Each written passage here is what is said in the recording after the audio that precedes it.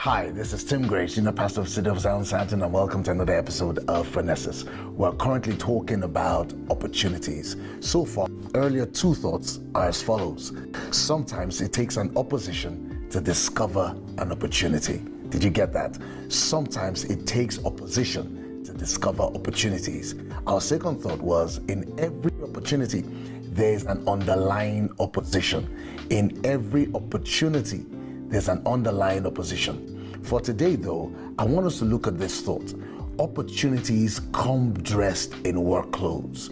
Maybe better put will be this: great opportunities require great work. The Bible takes exception against toiling, but not against hard work. The difference is one expends a lot of energy but produces very little results, whilst the other one is guaranteed a harvest.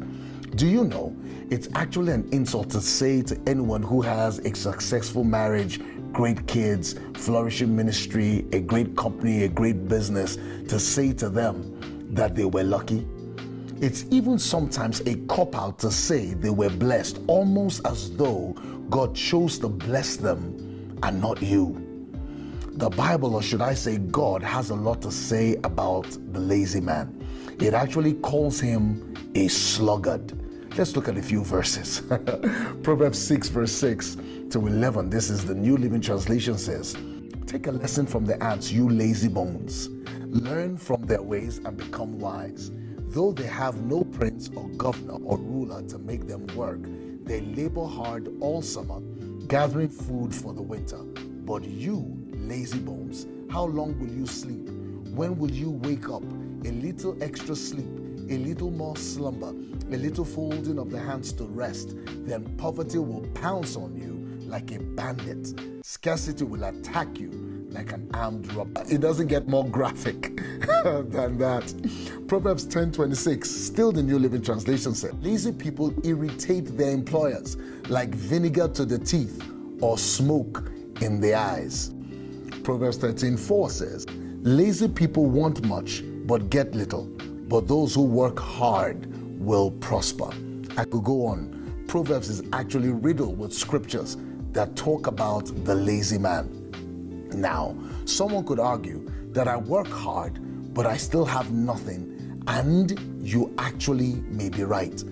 But I'm yet to see someone who doesn't work hard and has everything. So either way, hard work is a common denominator. A great marriage means someone put in the work. A great body means someone put in the work. What you work on works. Let me say it again. What you work on works. Henry Wadsworth Longfellow, he's a poet. Listen to what he says. I learned this while I was at varsity and it stayed with me. He said, "The heights by great men reached and kept were not attained by sudden flight, but they, while their companions slept, were toiling upward in the night."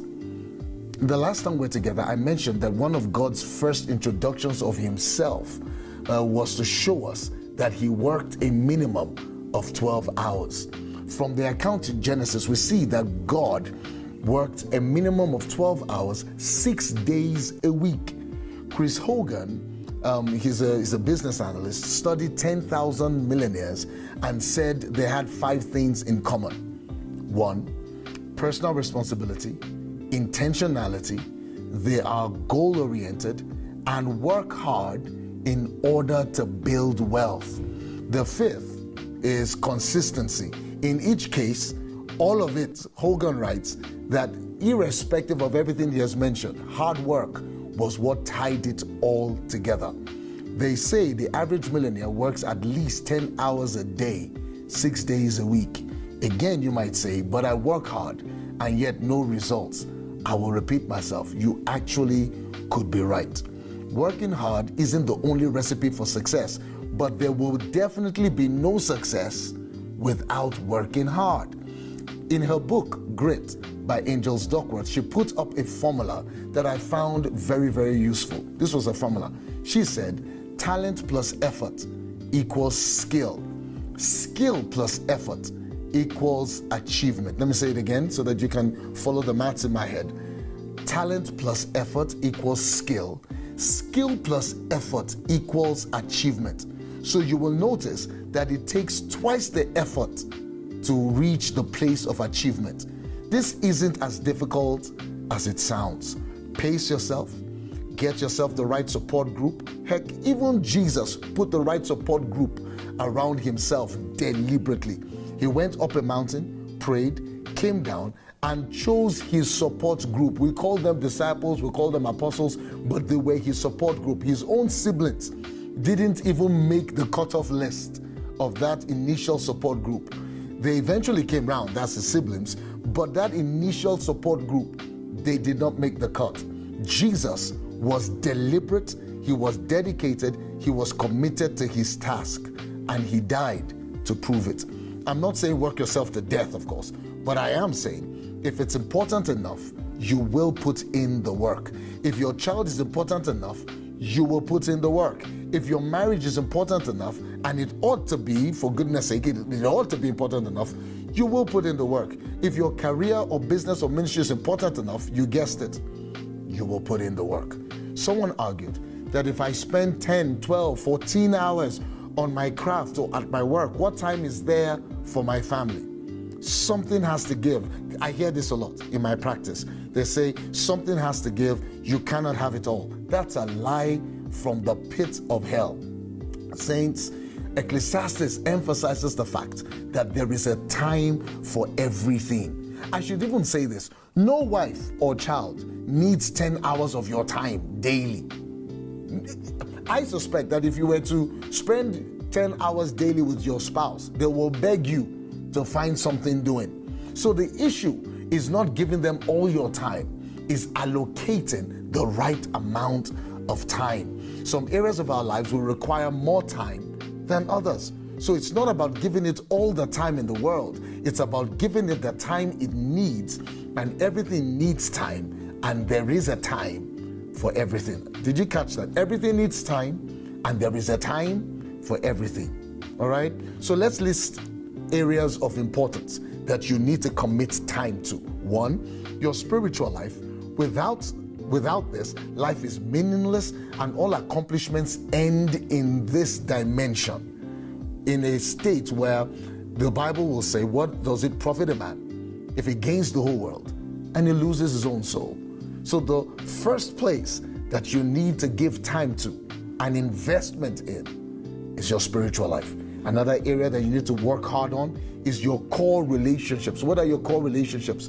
Your spouse, your kids, your family.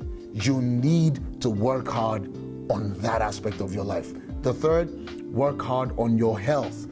Good health comes with work. You will just not have a healthy life without putting in the work to create a healthy lifestyle.